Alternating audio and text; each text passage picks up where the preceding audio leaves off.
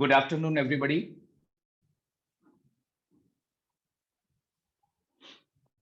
देखिए previous class में हम लोगों ने केमिकल काइनेटिक्स कंप्लीट कर लिया था। मैंने आपको टेम्परेचर का इफेक्ट करवाया था, that was just for the competitive purpose. CBSE में आपको टेम्परेचर का इफेक्ट नहीं इंक्लूडेड है, बट स्टिल मैं आपको रिकॉल करवा दूं। टेम्परेचर के इफेक्ट में हम लोगों ने ये डिस्कस करा था कि the rate of every reaction is always directly related to temperature, and it was experimentally verified that for every 10 degree rise in temperature, the rate of reaction becomes double because the effective collision becomes double. Although the total number of collision just increased by a factor of 1.016 only, but उन total number of collisions के अंदर जो effective collisions होते हैं वो double के factor से increase होते हैं, 2 के फैक्टर से इंक्रीज होते हैं, and that's why the rate also increase by a factor of 2। ठीक है, और फाइनली मैंने आपको एक अर्नियस इक्वेशन करवाई थी which provided us a quantitative relationship between rate constant and temperature, जिसकी हेल्प से हम एक एक डिग्री का इफेक्ट एनालाइज कर सकते हैं कि अगर हम किसी रिएक्शन में जस्ट 1 डिग्री टेम्परेचर रेज कर रहे हैं तो कितना रेट बढ़ेगा, या 2 डिग्री रेज कर रहे हैं तो कितना रेट बढ़ेगा। Originally the equation was in complex form, k is equal to a into e की power minus EA upon RT, लेकिन जब हमने उसमें नेचुरल लॉग लेके उसे सिंप्लीफाई करा और फाइनली दो अलग अलग टेम्परेचर्स और रेट कांस्टेंट पे उसे कंपेयर करा, तो फाइनल इक्वेशन जो आ गई थी that was log k2 upon k1 is equal to EA upon 2.303 R 1 upon T1 minus 1 upon T2। इस पे बेस्ड हमने एक बहुत इंपॉर्टेंट क्वेश्चन भी कर दिया था। सो विद दिस टॉपिक हमारा चैप्टर कंक्लूड हो गया था, और आज की क्लास में हम टर्म 2 का ऑर्गेनिक का एक बहुत इंपॉर्टेंट चैप्टर स्टार्ट कर रहे हैं, एल्डिहाइड्स एंड कीटोन्स। ऑर्गेनिक के basically the functional group based 4 chapter हैं आपके सिलेबस में। 2 हम ऑलरेडी कर चुके हैं टर्म 1 में, एक तो हेलोएल्केन्स हेलोएरीन्स कर चुके हैं और अल्कोहल्स फिनॉल्स ईथर्स भी कर चुके हैं, लेकिन पिछले 2 चैप्टर और अब जो 2 बचे हैं उन सब में से सबसे इंपॉर्टेंट एल्डिहाइड्स एंड कीटोन्स है। ठीक है, वास्ट नहीं है, मैं ये नहीं कहूंगा कि बहुत बड़ा चैप्टर है, लेकिन इसके अंदर जो भी कंटेंट है ना बहुत ही इंपॉर्टेंट है। बहुत सारे नेम रिएक्शंस हैं, मैक्सिमम कन्वर्जन्स इसी चैप्टर में से पूछे जाते हैं ऑर्गेनिक में, और मैक्सिमम वर्ड प्रॉब्लम्स भी इसी चैप्टर में से बनती है। ठीक है, so today we are going to start with this. आप लोग हेडिंग डाल लीजिए, चैप्टर का पूरा नाम है aldehydes ketones and carboxylic acid. इस चैप्टर में हमें 3 चीजें पढ़नी है, aldehydes ketones and carboxylic acids.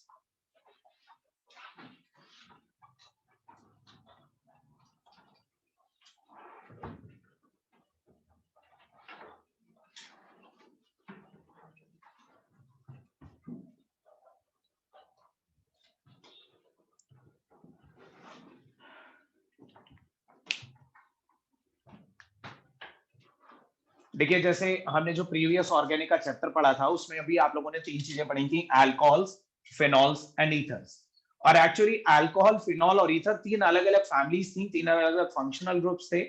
Her functional group के लिए आपको याद होगा हमने पहले प्रिपरेशन पढ़ी, फिर physical property and then chemical property. यहाँ पे भी आपको चैप्टर में नेम्स तो 3 फंक्शनल ग्रुप के सुनाई दे रहे हैं, aldehydes, ketones and carboxylic acids. इधर आ जाइए,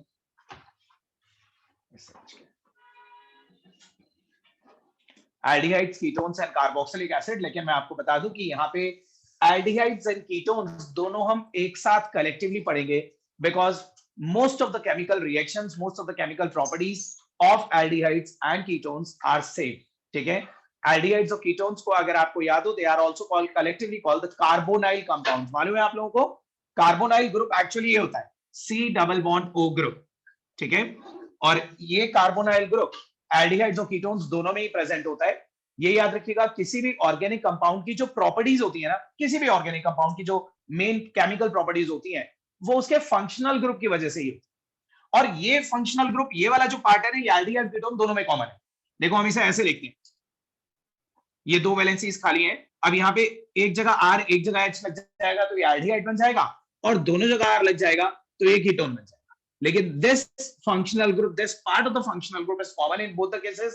So aldehydes and ketones की most of the chemical properties एक जैसी ही होती हैं, preparations भी काफी मैच करती हैं इन दोनों की, तो हम इन दोनों को एक साथ ही पढ़ेंगे under the heading carbonyl compounds. तो बेसिकली आपको इस चैप्टर में 2 चीजें पढ़नी है, एक तो कार्बोनाइल कंपाउंड्स पढ़नी है और एक कार्बोक्सिलिक एसिड्स पढ़नी है। We will initially start with the preparations of aldehydes and ketones। ठीक है, सो हेडिंग डालिए, चैप्टर की हेडिंग डाली अगर आपने तो उसके नीचे सबसे पहले टॉपिक की हेडिंग डालिए, preparations of carbonyl compounds. Carbonyl compounds का मतलब मैंने आपको बता ही दिया, एल्डिहाइड्स एंड कीटोन्स।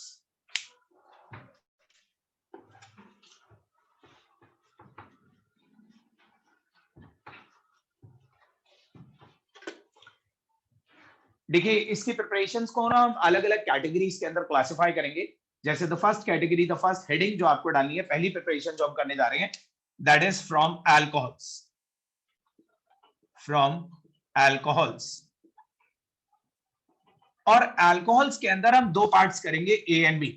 ठीक है, ये पहली कैटेगरी है अल्कोहल, और इस पहली कैटेगरी अल्कोहल के अंदर दो प्रिपरेशंस आएंगी, दोनों ही एक तरह से repeated reactions.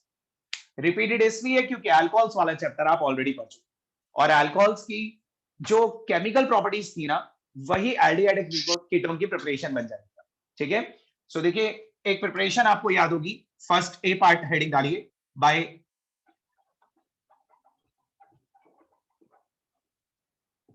sorry by reduction ही by oxidation of alcohols, by oxidation of alcohols।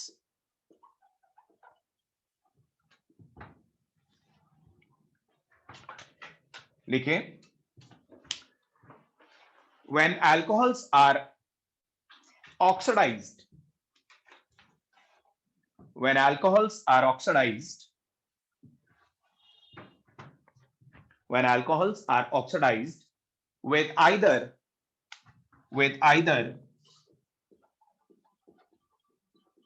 PCC, with either PCC or Collins reagent, with either PCC or Collins reagent, then the primary alcohols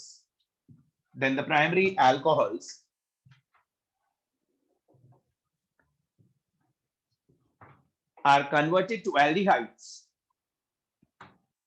Primary alcohols are converted to aldehydes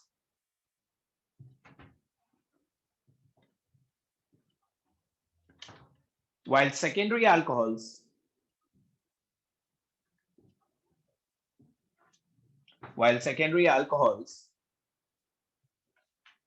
are converted to ketones.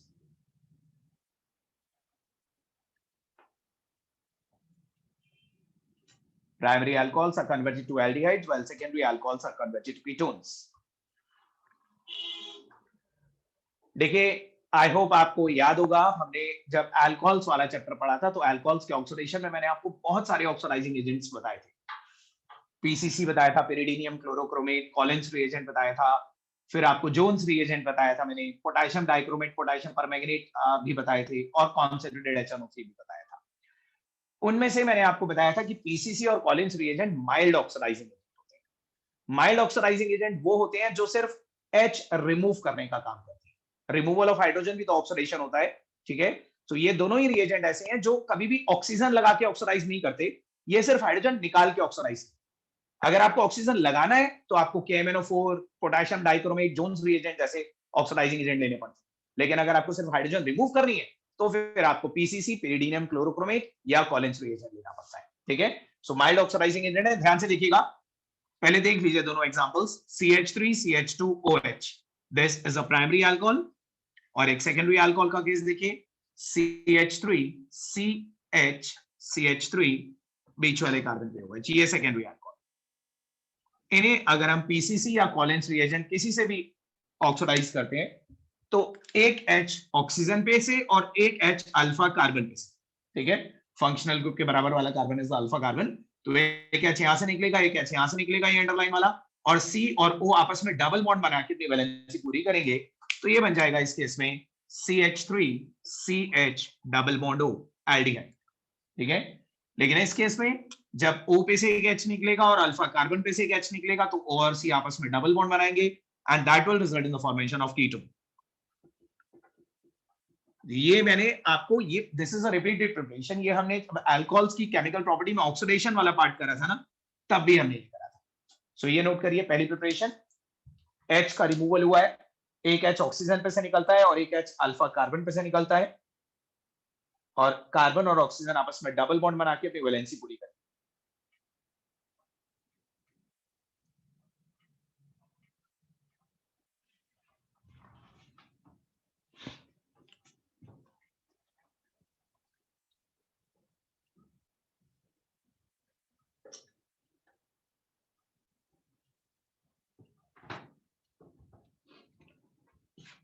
Is it clear? कोई doubt वाला case है नहीं यहाँ पे? फिर भी किसी को कोई डाउट है तो बताइए। These are the mild oxidizing agent.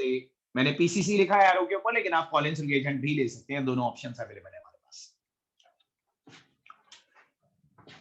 देखिए दूसरी प्रिपरेशन इज एग्जैक्टली, इसका जो बी पार्ट है ना वो एग्जैक्टली ए पार्ट जैसा ही है, बस उसका हम नाम बदल देंगे।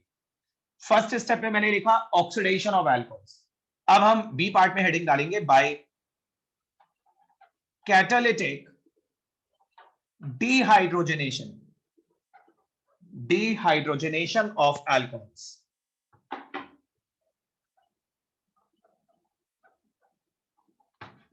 By catalytic dehydrogenation of alcohols. क्या पता चल रहा है नाम से आपको? कैटालिटिक डिहाइड्रोजनेशन, कैटलिस्ट की डिहाइड्रोजनेशन, हाइड्रेशन होता है वाटर का रिमूवल, तो रिमूवल ऑफ हाइड्रोजन।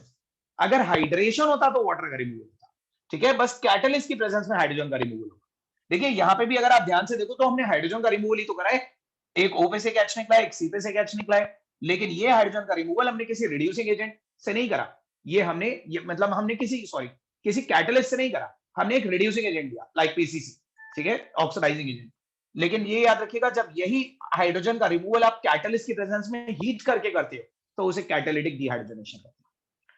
एक चीज मैं आपको फिर बता दूं, पहले भी बताई होगी मैंने, सिर्फ अल्कोहल्स की बात नहीं है, कहीं पे भी किसी भी ऑर्गेनिक कंपाउंड में अगर आपको हाइड्रोजन ऐड करनी हाइड्रोजनेशन करनी तो कैटलिस्ट यूज करे जाते हैं निकल, प्लैटिनम और पैलेडियम। और अगर आपको हाइड्रोजन निकालनी है तो कैटलिस्ट यूज करा जाता है कॉपर।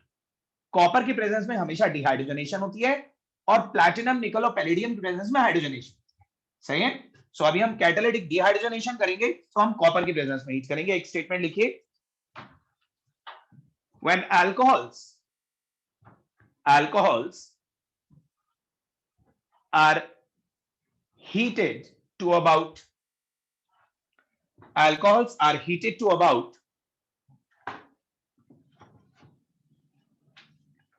300 डिग्री सेल्सियस, आप 573 भी लिख सकते हो, एक ही बात है।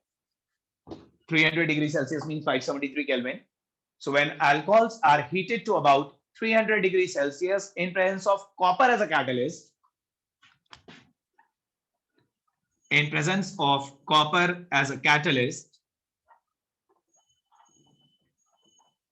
then primary alcohols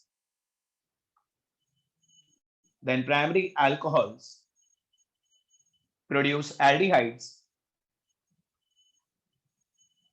Primary alcohols produce aldehydes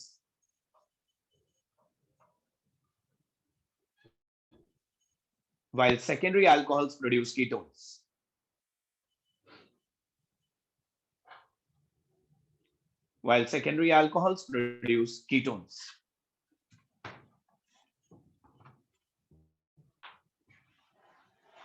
same reaction है, आप देखिए जो पिछले वाले केस में हुआ था एग्जैक्टली वही हुआ है।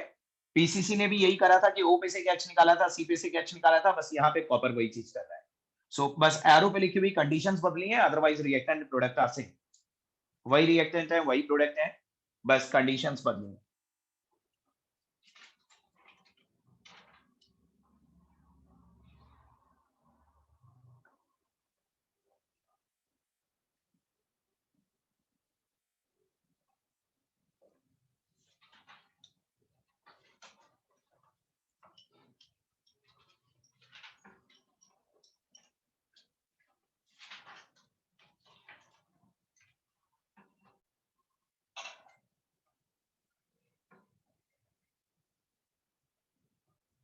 Done, sir. Okay. Yes. Now let's move on to the second part. ये हमारी फर्स्ट प्रिपरेशन थी फ्रॉम अल्कोहल, जिसके अंदर हमने दो पार्ट्स करे। ऐसे ही अब हम सेकंड प्रिपरेशन पे मूव ऑन कर रहे हैं फ्रॉम एसिड क्लोराइड्स। इसके अंदर भी दो पार्ट्स आएंगे from acid chlorides.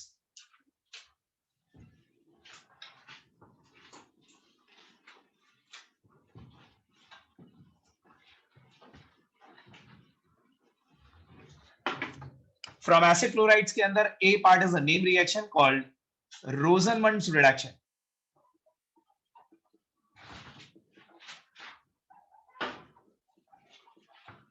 Rosenmund's reduction.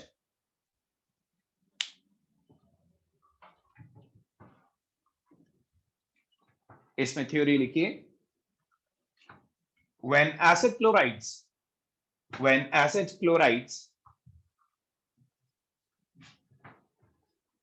are reduced with hydrogen,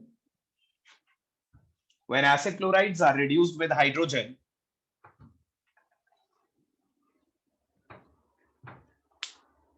in presence of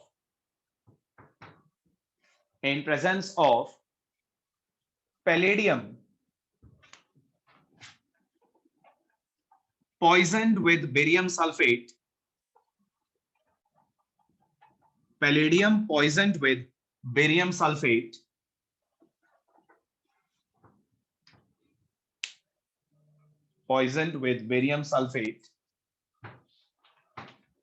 then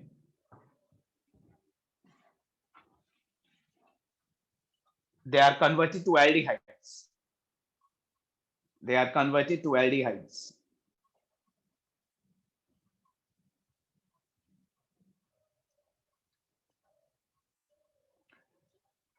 ये जो आपने रोजनमंड रिडक्शन हेडिंग डाली है ना, इसके आगे ब्रैकेट में लिख लीजिए ओनली फॉर एल्डिहाइड्स. ये प्रिपरेशन कीटोन के लिए नहीं होती, ये सिर्फ एल्डिहाइड्स के लिए होती है. कुछ प्रिपरेशंस ऐसी आएंगी जो कॉमन होंगी एल्डिहाइड और कीटोन के लिए, दोनों के लिए. कुछ होंगी जो स्पेसिफिकली सिर्फ एल्डिहाइड के लिए होंगी या सिर्फ कीटोन के लिए. ठीक है. सो देखिए, reaction is very simple. Acid chlorides का जनरल फॉर्मूला आपको मालूम है, RCOCl. COCl is a functional group. तो जब आप palladium in presence of barium sulphate, main radiation agent यहाँ पे पैलेडियम है, इसमें barium sulphate as a poison add करा. क्यों ऐड करा गया वो भी मैं अभी आपको बताऊंगा. तो पैलेडियम बेरियम सल्फेट की प्रेजेंस में जब हाइड्रोजन से रिड्यूस करते हैं तो एक सिंपल रिएक्शन कि this chlorine will be replaced by hydrogen. यहां से Cl हटेगा और बदले में एक H लग जाएगा. और आप खुद सोचिए, Cl के बदले H लग गया तो क्या बन जाएगा? RC double bond OH, aldehyde. ठीक है. प्लस वो Cl दूसरे H के साथ HCl बना देगा. ये नोट करिए.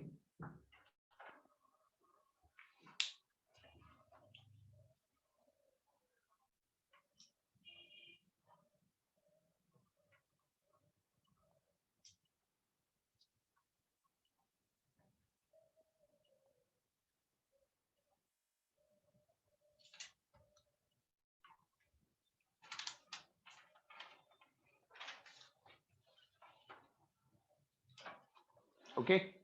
अब देखिए एक और चीज सुनिए. मैंने अभी अभी आपको बताया कि अनसैचुरेटेड कंपाउंड पे जब हाइड्रोजन ऐड करनी होती है तो हाइड्रोजन ऐड करने के लिए हम निकल, प्लैटिनम या पैलेडियम लेते हैं, और हाइड्रोजन निकालने के लिए कॉपर. ठीक है. सो आप देखिए यहां पे अभी भी अनसैचुरेशन है ना, C डबल बॉन्ड हो. अब palladium is a strong hydrogenating agent, ये हाइड्रोजन ऐड कर देता है चीजों में. तो हमें ये डर था कि ये जो बनने वाला एल्डिहाइड है कहीं पैलेडियम इसको दोबारा से रिड्यूस ना करे. अगर मान लीजिए अभी भी हाइड्रोजन बची हुई है हमारे पास, तो पैलेडियम की प्रेजेंस में हो सकता है एक H यहाँ पे और एक H यहाँ पे आ जाए और एल्डिहाइड में भी फर्दर रिड्यूस टू अल्कोहल्स. तो पैलेडियम से बनने वाला एल्डिहाइड फर्दर रिड्यूस ना हो जाए, इसलिए हमने पैलेडियम की एक्टिविटी को कम करने के लिए उसे पॉइजन कर दिया बेरियम सल्फेट. कैटालिटिक पॉइजन्स के बारे में आपने सुना होगा, जो कैटलिस्ट की एक्टिविटी को रिस्ट्रिक्ट कर देते. कैटलिस्ट सिर्फ एक बार एक्ट कर पाए, उसके बाद दोबारा ना एक्ट कर पाए. ठीक है. सो ये याद रखिएगा, barium sulphate as a poison इसलिए मिलाया गया यहाँ पे ताकि पैलेडियम सिर्फ इनिशियल रिडक्शन कर पाए एसिड क्लोराइड का, बनने वाले एल्डिहाइड को फर्दर रिड्यूस ना कर पाए. सही है. तो एक स्टेटमेंट लिखिए इसके नीचे, palladium is a strong reducing agent, या palladium is a strong hydrogenating agent. Palladium is a strong hydrogenating agent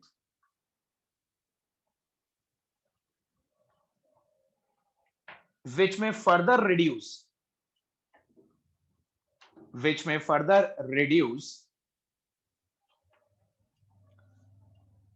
aldehydes to alcohols.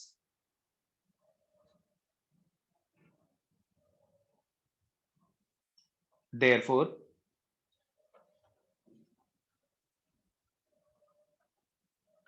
BaSO4 is added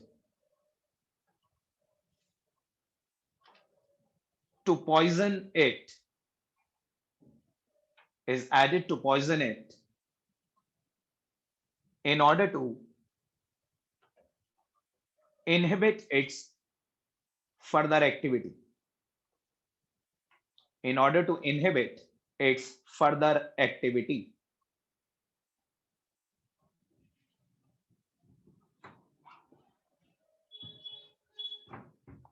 sir further reduce के आगे क्या है? Further reduce, which may further reduce aldehydes to alcohols, which may further reduce aldehydes to alcohols. Therefore, BaSO4 is added to poison it. BaSO4 is added to poison it. It मतलब palladium. BaSO4 is added to poison palladium in order to inhibit its further activity. In order to inhibit its further activity. So what is after BaSO4 is added? BaSO4 is added as a poison to it. As a poison to it. उसके आगे पूरा वो नहीं, further reduce aldehyde to alcohol, therefore BaSO4 is added. हाँ उसी के आगे बढ़ो, is added to poison it, to poison it, added to poison it. उसके आगे लिखा हुआ है, दोबारा बोलूं, poison it in order to further, in order to inhibit, in order to inhibit, inhibit के आगे क्या बोला था मैंने, its further activity, in order to inhibit its further activity. Okay सब लोगों ने नोट करा? Yes, sir. ओके अब इसी का B part,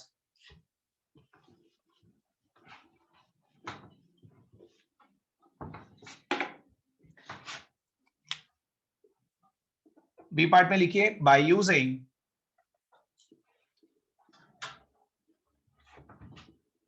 डाइएल्काइल cadmium, by using dialkyl cadmium. इस बी पार्ट के आगे लिखिए only for ketones.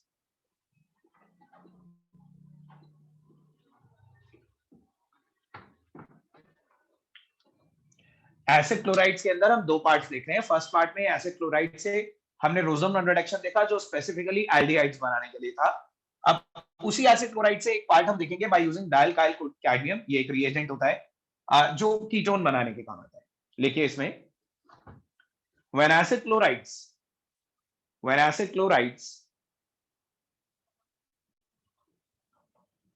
are treated with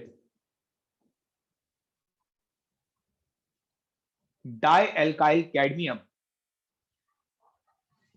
acid chlorides are treated with dialkyl cadmium,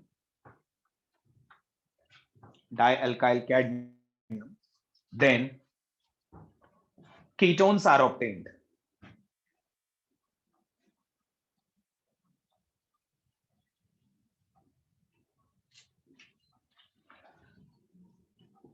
This reaction can be used to obtain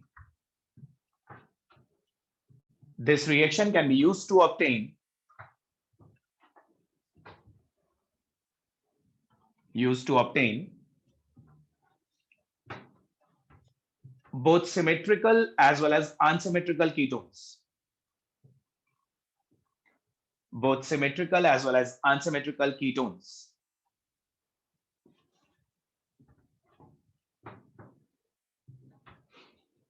इस reaction में हम सिमेट्रिकल और unsymmetrical दोनों तरह के कीटोन्स बना सकते हैं. देखिए ध्यान से देखिएगा. During this reaction we need 2 moles of acid chlorides. पहले मैं एक जनरल रिएक्शन दिखाता हूं. सपोज कीजिए 2 मोल्स ऑफ RCOCl और इसे हम रिएक्ट करवाते हैं dialkyl cadmium. Dialkyl cadmium is CdR whole twice या R2CD लिख देते हैं. R2CD. मैं इसका एक प्रॉपर एग्जांपल दूंगा अभी आपको. ब्रैकेट की भी जरूरत नहीं है. Let this be R dash. तो देखिए यहां पे ड्यूरिंग दिस रिएक्शन आपको जो मेन प्रोडक्ट मिलेगा वो मिलेगा RCO R डैश के 2 मॉलिक्यूल्स प्लस CdCl2। ध्यान से देखो, एक एग्जांपल देखिए फिर आपको चीजें समझ में आएंगी। सपोज कीजिए we take 2 moles of acid chloride. बताइए इस एसिड क्लोराइड का नाम क्या है? देखते ही बता देना चाहिए नाम तो आपको। इथेनॉइल क्लोराइड, 2 कार्बन है ना, ethanoyl chloride 1 2 ethanoyl chloride. 2 molecules of ethanoyl chloride को हम ट्रीट करवाते हैं CH3 whole twice CD, dimethyl cadmium. आप डाई इथाइल कैडमियम भी ले सकते हैं, डाइप्रोपाइल कैडमियम भी ले सकते हैं। वो डिपेंड करेगा कि आपको सिमेट्रिकल या अनसिमेट्रिकल कौन सा ईथर बनाना है। अभी मैं आपको सिमेट्रिकल ईथर बनाकर दिखा रहा हूं, मतलब जो मिथाइल यहाँ पे है वही मिथाइल हमने यहाँ पे भी है। होगा क्या कि इन दोनों मोल्स में से you take 2 moles of acid chloride, दोनों मोल्स में से यहाँ से Cl हटेगा, 2 Cl हटेंगे। आप इमेजिन करो 2 मॉलिक्यूल्स हैं, दोनों के आगे का Cl हट जाएगा और दोनों के आगे ये 2 मिथाइल, तो 2 मॉलिक्यूल्स आपको प्रोपेनोन के मिलेंगे। 2 मॉलिक्यूल्स ऑफ CH3 COCH3, ठीक है। और ये जो 2 Cl निकलेंगे दोनों मॉलिक्यूल्स में से वो कैडमियम के साथ CdCl2 बना। फॉर एग्जांपल अगर आप इसी केस में इसी CH3 COCl को डाइइथाइल कैडमियम के साथ रिएक्ट करवाते तो आपको एक अनसिमेट्रिकल कीटोन मिल जाता। आपकी बार यहाँ पे Cl के बदले इथाइल लग जाती, ठीक है। तो 2 molecules of CH3 COC2H5 plus CdCl2। So simple reaction है, this chlorine will be replaced by the alkyl group जो कैडमियम के साथ आता है। सही है, ये नोट करिए। तो ये प्रिपरेशन स्पेसिफिकली कीटोन के लिए है।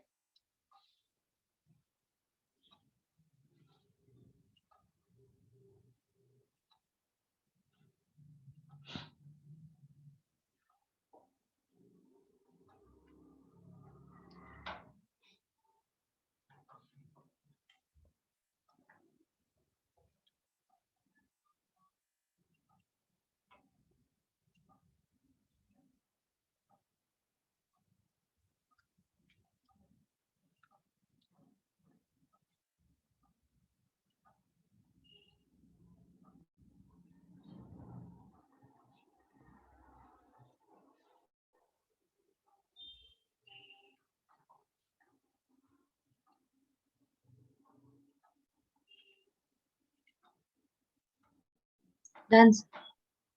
ओके तो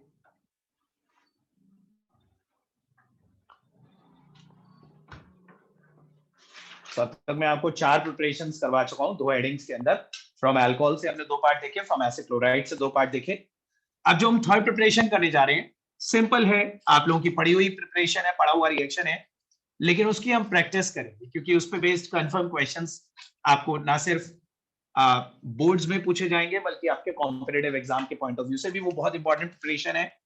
the third preparation is ozonolysis.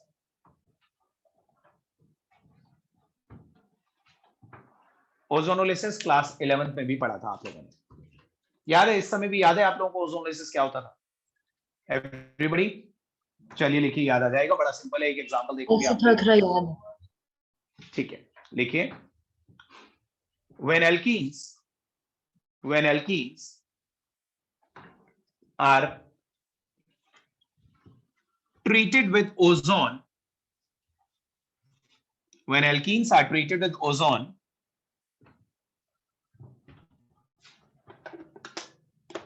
then initially an ozonide is obtained. Then initially an ozonide is obtained. Ozonide is obtained, which upon hydrolysis in presence of zinc, which upon hydrolysis in presence of zinc, upon hydrolysis in presence of zinc, undergo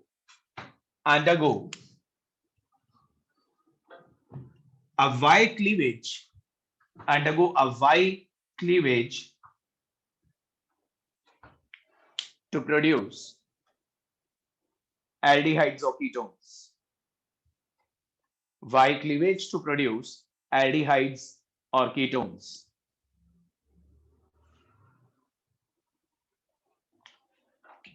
देखिए पहले दो examples देखे, मैं आपको बताता हूं, दो examples के थ्रू आपको कॉन्सेप्ट समझाता हूं जो लोग भूल गए हैं, उसके बाद तीसरा एग्जांपल आपको खुद करना होगा, लेकिन पहले देखिएगा, अभी नोट नहीं करेगा। This is the preparation of aldehydes और कीटोन्स फ्रॉम एल्कीन्स। एल्कीन से हम एल्डिहाइड और कीटोन बनाएंगे, तो कैसे बनाएंगे? Let us start with the simplest alkene, ethene.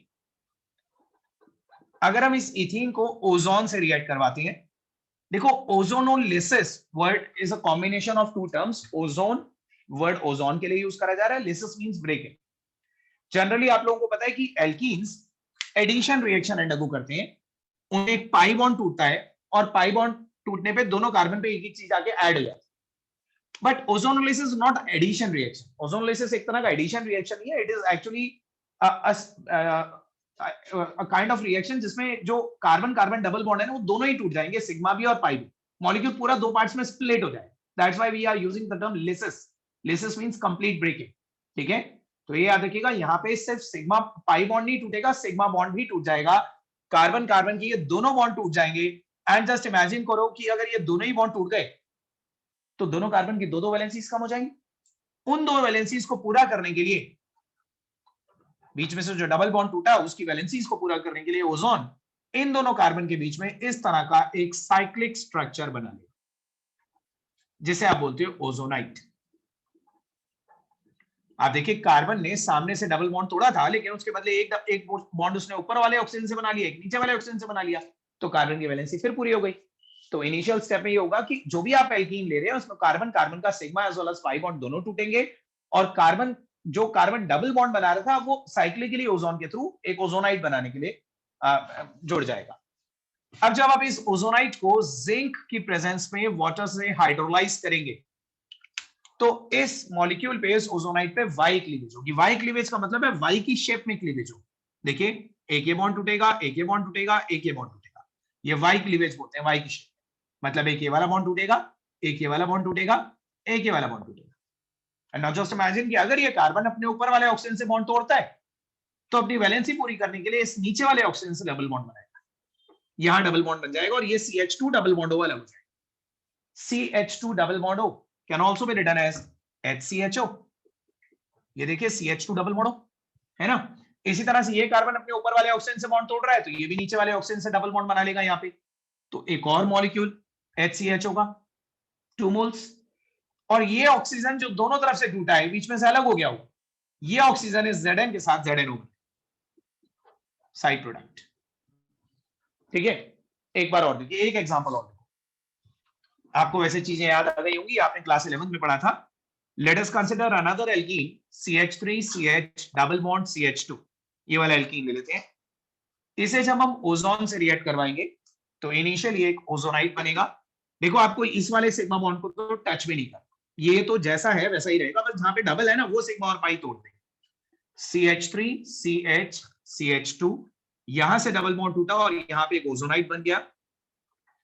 फिर जब हमने इसे जिंक की प्रेजेंस में वाटर से हाइड्रोलाइज करा, तो इस बॉन्ड पे एक वाई क्लीवेज हुई, एक ये बॉन्ड टूटा, एक ये बॉन्ड टूटा और एक ये वाला बॉन्ड टूटा, ठीक है? और हर कार्बन अपने ऊपर वाले ऑक्सीजन से बॉन्ड तोड़ता है, तो नीचे वाले से डबल बॉन्ड बनता है।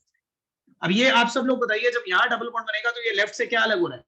पूरा CH3 single bond CH double bond O, यानी कि इथेनॉल, दो कार्बन वाला aldehyde CH3CH double bond O, Yes. Ethanol. और ये कार्बन यहां से डबल बॉन्ड बनाएगा तो HCHO मीथेनॉल जो ऊपर बना था, प्लस ZNO जो बीच में से अलग होगा ऑक्सीजन। Got it? समझ में आ रहा है ना? बहुत सिंपल सा रिएक्शन है, लेकिन अभी हम इसकी और भी प्रैक्टिस करेंगे। ये नोट करिए,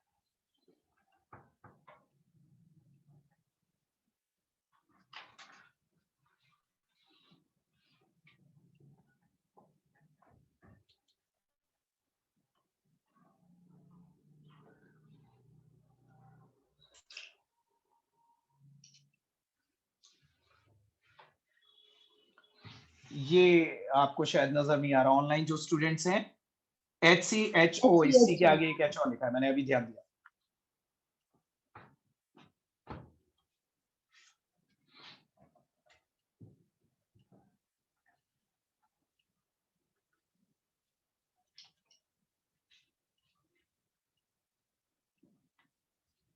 नोट करा? Yes. Yes, sir. एक और एग्जांपल खुद ट्राई कीजिए।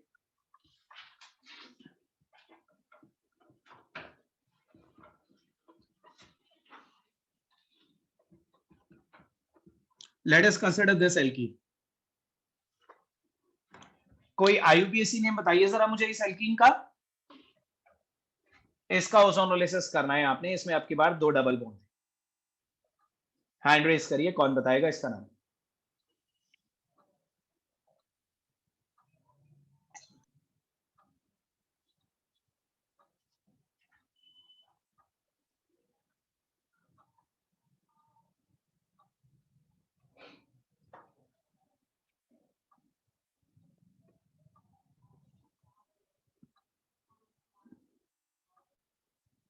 कौन बताएगा, बताइए इसका नाम, हैंड रेस करो।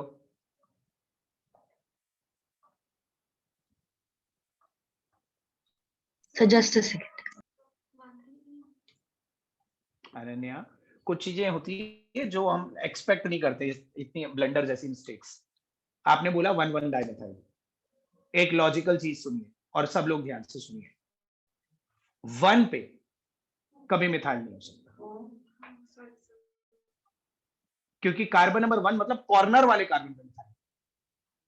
अगर कॉर्नर पे था तो फिर उसे चेन में ही क्यों नहीं ले लिया? कॉर्नर पे कभी ब्रांचिंग थोड़ी ना होती, ब्रांचिंग तो बीच में होती है। बोलिए करना।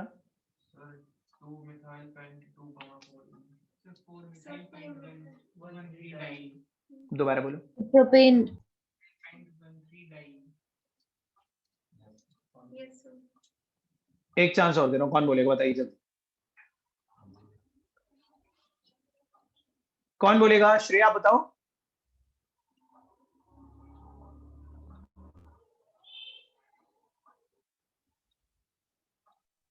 Four methyl 4 with penta 1,3 diene. Pent नहीं, पेंटा। भूल गए आप लोग?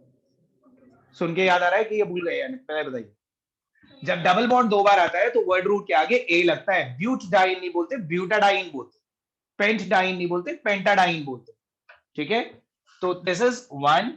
काउंटिंग उधर से होगी, आपने इधर से करी थी, उधर से होगी ना, क्योंकि इधर से तो डबल बॉन्ड 2 पे मिल रहा है, उधर से डबल बॉन्ड 1 पे ही मिल जाता है पहले। आप प्रायोरिटी तो डबल बॉन्ड को ही दोगे ना। 1 2 3 4 5, 4 मिथाइल पेंटा 1,3 डाइन। 4 मिथाइल पेंटा 1,3 डाइन। चलिए करिए जल्दी से इसका ओजोनोलाइसिस करिए एंड टेल मी द आप प्रोडक्ट। इसका आयुपैक नेम पूछ रहे थे, मैं इसका वो सॉल्यूशन प्रोडक्ट निकाल रही थी। नहीं नहीं, मैं प्रोडक्ट्स का नाम नहीं पूछ रहा था, मैं इसी का नाम पूछ रहा था, रिएक्टेंट का। Okay sir. चलिए अब प्रोडक्ट बताइए।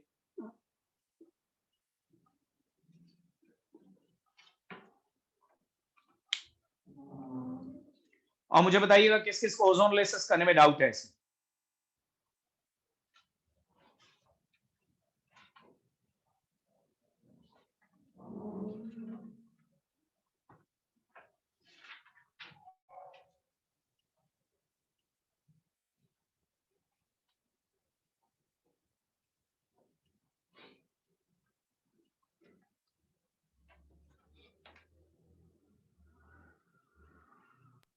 सर फर्स्ट और सेकंड के बीच वाला जो डबल बॉन्ड है वो हाइड्रोलाइज होगा ना? दोनों डबल बॉन्ड हाइड्रोलाइज होंगे, दोनों डबल बॉन्ड पे ओजोनोलाइसिस होगी। अगर एक मॉलिक्यूल में मल्टीपल डबल बॉन्ड है तो हर डबल बॉन्ड को साइमल्टेनियसली ओजोनाइड बनाना है एक साथ। Okay Anshika, yes sir. Try करो, नहीं आएगा तो मैं बताऊंगा, सब लोग ट्राई करो।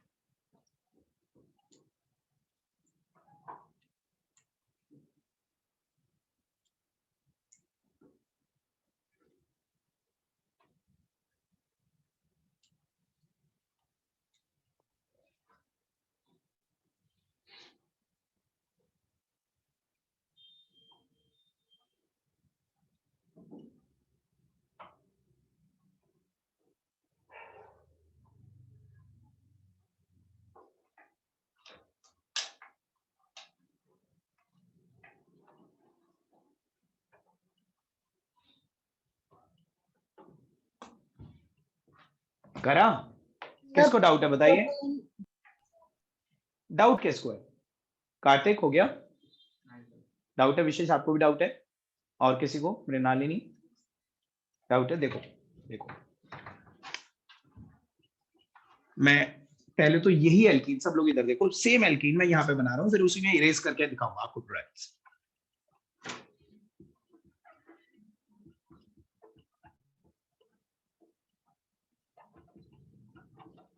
ठीक है ना, ये वाला एल्कीन दिया मैंने।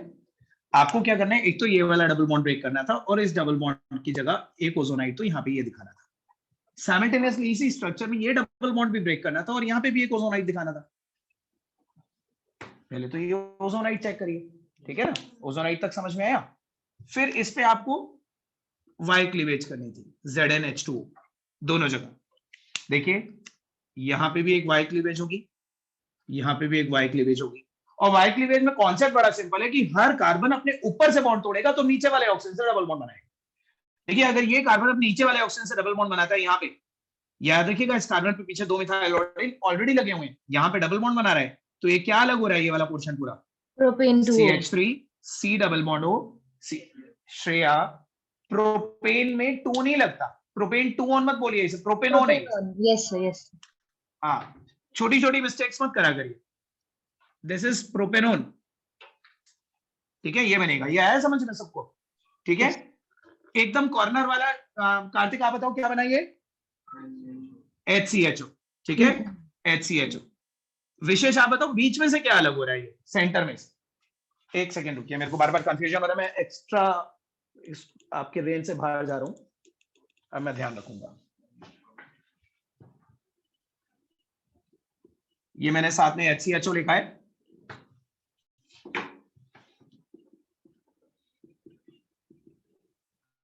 प्लस विशेष बीच वाला प्रोडक्ट बताओ।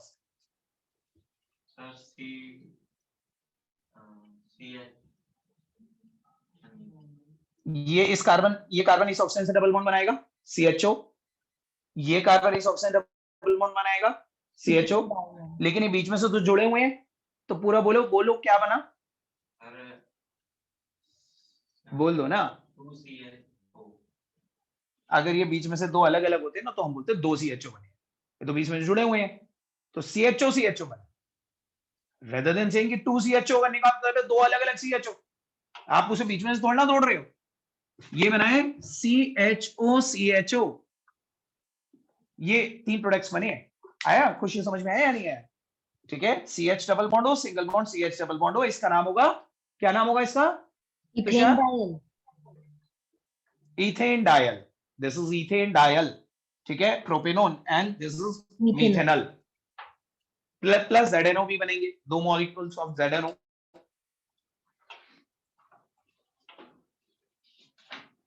पहले तो जिनको डाउट था सब लोग इसे कंप्लीट करेंगे, फिर मैं एक चीज और बताता हूं इसके बारे में।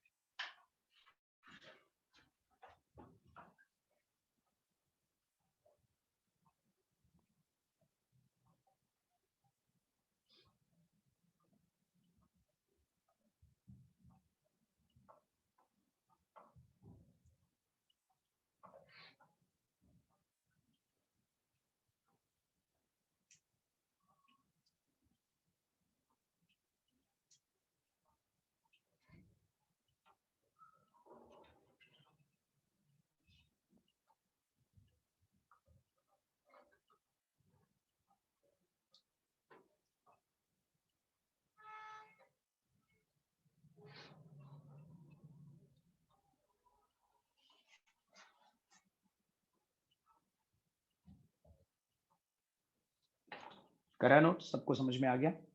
विशेष आपको क्लियर है? क्लियर है मृणालिनी? देखो आप सब लोगों को याद है कि क्लास 11 में जब आपने ओजोनोलिसिस पढ़ा था तो ओजोनोलिसिस का एक शॉर्टकट भी बताया गया था, do you all remember that shortcut of ozonolysis? मतलब आपको ये सब कुछ ना करना पड़े, सिर्फ ये देख के आप पता लगाने की क्या प्रोडक्ट मिलेगा अंदर, वो याद है आपको या नहीं? देखो बहुत सिंपल है, सब लोग भूल गए बॉन्ड तोड़ के डबल बॉन्ड हो। हाँ, अगर आपको ये कोई भी एल्कीन दिया गया, एनी एल्कीन, ऑब्जेक्टिव में यही काम आता है, अगर एमसीक्यू टाइप में अटेंड करना है, आपको प्रोडक्ट बनानी है, तो आपको ये सब कुछ नहीं बनाना, आपको सिर्फ ये करना है कि जो भी एल्कीन आपको दिया गया है उसमें आपको कार्बन का कार्बन से डबल बॉन्ड तोड़ना है और दोनों कार्बन पे डबल बॉन्ड O लगा दे, यही दोनों प्रोडक्ट बने होंगे at the end. CH2 double bond O के 2 मोल्स, HCHO के 2 मोल्स, ये तो बने थे लास्ट में। आप एक बार फिर से देखिए, जो भी आपको एल्कीन दिया जाए, कार्बन का कार्बन से डबल बॉन्ड तोड़िए, इस पे भी डबल बॉन्ड O लगाइए, इस पे भी डबल बॉन्ड O लगाइए, यही तो प्रोडक्ट मिले होंगे एट द एंड। चेक करो, CH3 CHO and HCHO, है ना। यहां पे भी चेक करो, कार्बन का कार्बन से डबल बॉन्ड तोड़ा, एक डबल बॉन्ड O इस पे लगाया, एक डबल बॉन्ड O इस पे लगाया, ये वाला डबल बॉन्ड भी ब्रेक करा, एक डबल बॉन्ड O इस पे लगाया, एक डबल बॉन्ड O इस पे लगाया, तो हमें एट द एंड ये 3 प्रोडक्ट्स मिले होंगे, है ना। So this was the shortcut कि अगर आपको सीधे रिएक्टेंट को देख के पता लगाने की फाइनल प्रोडक्ट क्या मिलेगा, आप बीच का ये ओजोनाइड वगैरह नहीं बनाना चाहते तो आप डायरेक्टली भी कर सकते हो। Got it. और अगर आपको ये शॉर्टकट समझ में आ गया तो you can even proceed backwards. अगर मैं आपको किसी रिएक्शन में ओजोनोलिसिस के प्रोडक्ट बता दूं और मैं आपसे कहता हूं कि बताइए कौन से एल्कीन से मिले होंगे, तो उल्टा कर दो, आप इसका भी डबल बॉन्ड हटाओ, इसका भी डबल बॉन्ड हटाओ, दोनों के डबल बॉन्ड को आपस में जोड़ दो, तो वो एल्कीन बन जाएगा। आपको जो प्रोडक्ट है, आप इसका डबल बॉन्ड हटाइए, इसका डबल बॉन्ड हटाइए और इस कार्बन को इस कार्बन से डबल बॉन्ड से जोड़ दीजिए, तो आपको आपका एल्कीन पता चल जाएगा। समझ रहे हैं आप इस चीज को? यस। तो मैं आपको एक बैकवर्ड प्रोसीड करने वाला रिएक्शन देता हूं, ठीक है। ट्राई करिएगा कैसे करेंगे, कोशिश करो एक बार। लिखो, एक क्वेश्चन लिखो, an alkene upon ozonolysis produced, an alkene upon ozonolysis produce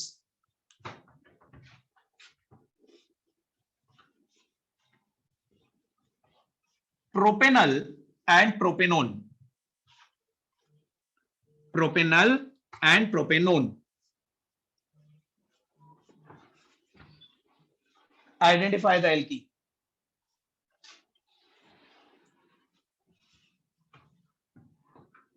An alkene upon ozonolysis produce propanol and propanone. Identify the alkene. सब लोग ट्राई करो और जिसको डाउट है मुझे बताओ।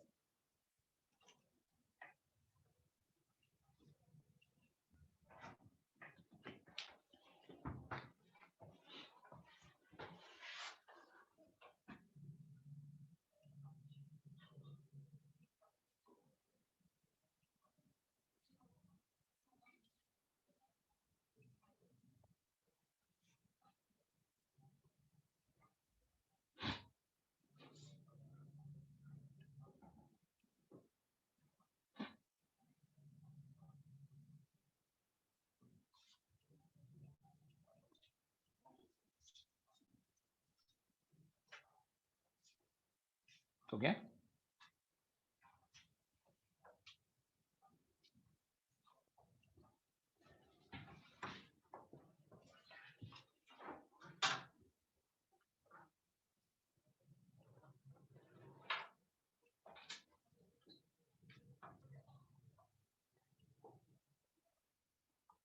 सबने करा? Yes sir. श्रुति आपने करा? Yes, sir. Okay, Shruti, tell me the IUPAC name of that alkene. Sir, hexane 3E. Hex अगर 3E. आप ओके, हेक्स 3 श्रुति ने बताया। Is it okay correct? मुझे इसमें थोड़ा सा डाउट लग रहा है। मेरा ये नहीं आ रहा। ओके श्रुति, आप चेक करिए। श्रुति, कौन कौन से दो प्रोडक्ट मैंने बोले थे ओजोनोलिसिस के प्रोडक्ट, आपने क्या नोट करे हैं? Propanol and propanone. आप जरा ध्यान से देखिए। और किस किस को डाउट है? Tell me. हो गया? डाउट है? आपको भी डाउट है? खुशी, मृणालिनी, हो गया? तुषार, विशेष, पंकज, कार्तिक, आयुष ना, अनन्या, हो गया? आईयूपीएसी नेम बताइए एल्कीन का। अनन्या, आप क्या कर रहे हो? देखो, मैंने आपको बोला प्रोपेनल एंड प्रोपेनोन, तो आप पहले तो दोनों देखो करना कैसे है। ऑन द प्रोडक्ट साइड जो मैंने दो आपको फाइनल प्रोडक्ट बताए हैं, उन्हें इस तरह से बनाइए कि उनका कार्बोनाइल एक दूसरे को फेस करे। CH3 CCH3 double bond O, 3 carbon वाला कीटोन इज प्रोपेनोन, 4 कार्बन वाला कीटोन प्रोपेनोन नहीं होता, 3 कार्बन वाला कीटोन इज प्रोपेनोन। ठीक है, तो 1 2 3, एक तो प्रोपेनोन इस तरह से बना था ना, डबल बॉन्ड O इधर की तरफ फेस करा, एक propanal CH3 CH2 CH double bond O, propanal, ठीक है, ये प्रोपेनल ये प्रोपेनॉन, मैंने दोनों को फेसिंग बनाया, प्लस लगा देते हैं बीच में और बैकवर्ड प्रोसीड करना है सब कुछ। अब एरो पे आपको दो चीजें लिखनी है, फर्स्ट स्टेप में लिखना है ओजोन और सेकंड स्टेप में लिखना है जिंक/H।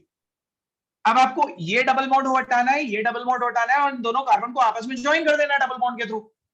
तो आप देखिए CH3 CH2 CH double bond C CH3 CH3, ये बनना था ना। यस। चार कार्बन कैसे ले लिया आपने ketone?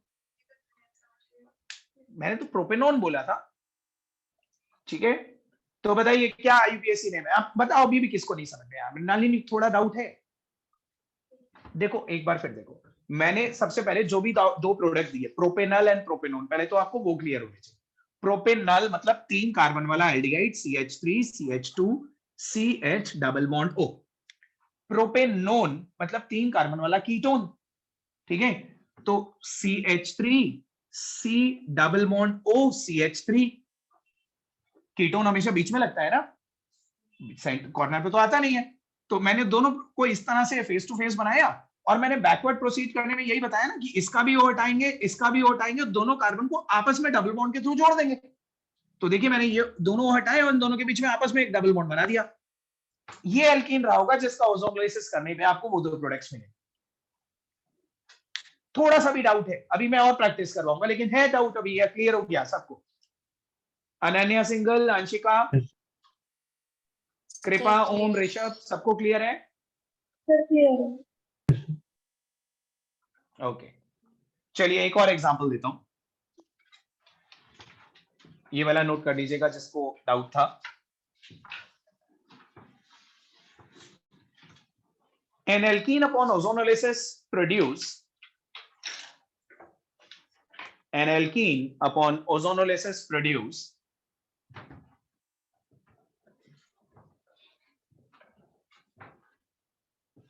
ethanol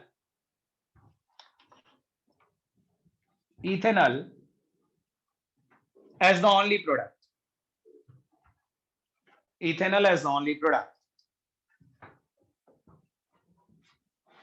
Identify the alkene.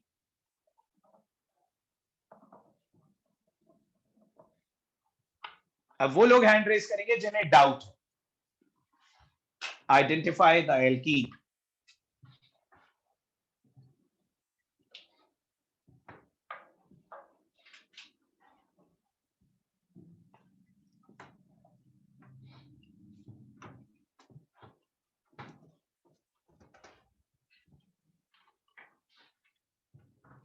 तो डाउट वालों को हैंड रेज करना है।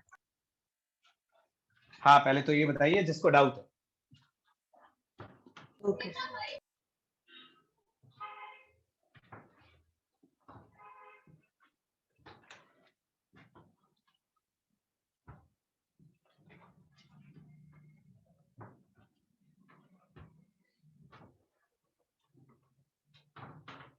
हो गया कार्तिक?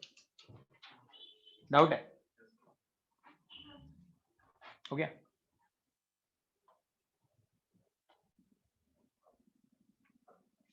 जी डाउट है? मृणालिनी, तुषार, डाउट है? प्रगत, आप हो? तुषार आप हो? मैं हमेशा कंफ्यूज हो जाता हूँ। तुषार आपको डाउट है?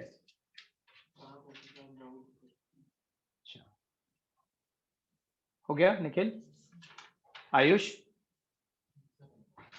अच्छा, टेल मी वेरी फ्रैंकली, वो लोग हैंड रेस करो जिसे ये लग रहा है कि दो चीजें होती थी ना आमने सामने से तभी तो जोड़ते थे, यहाँ तो एक ही मॉलिक्यूल दे रखा है, फिर कैसे पता लगाएंगे? ये किस किस को डाउट आ रहा है बताइए? यहाँ पे जो ऑनलाइन है उनमें से किसी को ये बात डाउट है कि एक ही प्रोडक्ट है, उसको जोड़ेंगे इसके साथ? एनीबडी? No sir. आशी, आपको क्लियर है? Yes, sir. Ananya, single, Anshika,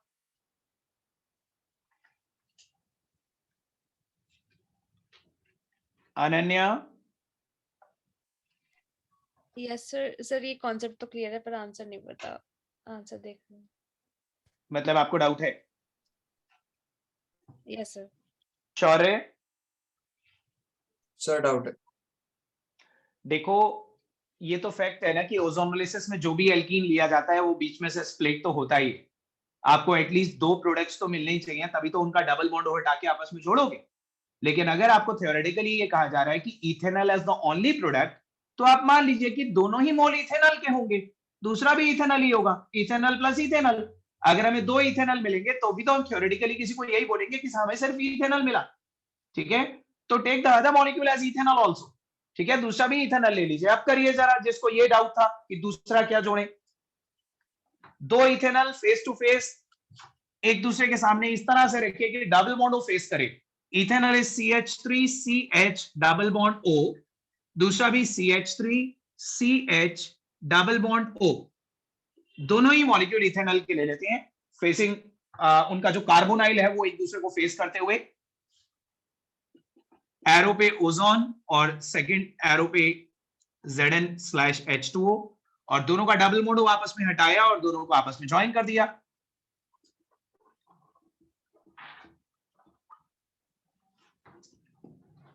तो butyne is that particular alkene जो ओजोनोलिसिस पे ethanol as the only product देगा। जब मैं बोलता हूं ethanol as the only product, तो ऑब्वियसली मैं एक्सक्लूडिंग ZNO की बात कर रहा हूं। आप ZNO तो है ही, वो तो समझ मिलेगा ही नहीं। ZNO के अलावा ethanol is the only carbonyl. आप बताइए, आप तो क्लियर होगा सबको? Yes, sir. ओजोनोलिसिस अच्छी तरह समझ में आया कि नहीं? Yes sir. लेकिन ओजोनोलिसिस को हमें थोड़ा सा कॉम्पिटिटिव लेवल पे भी लेकर जाना पड़ेगा।